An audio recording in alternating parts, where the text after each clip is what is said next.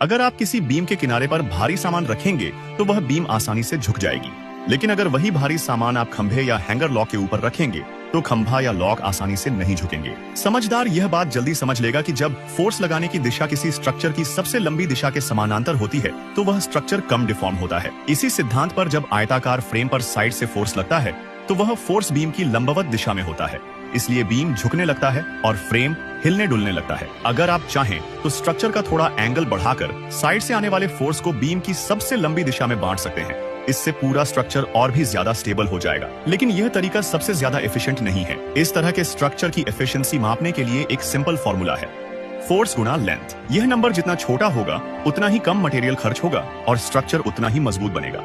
इसी प्रिंसिपल पर इस स्ट्रक्चर के 4 अलग अलग डिजाइन तैयार किए गए। जिस डिजाइन में यह नंबर सबसे कम आया वही सबसे एफिशिएंट निकला। यह तरीका हाई राइज बिल्डिंग्स में भी आसानी से इस्तेमाल हो सकता है।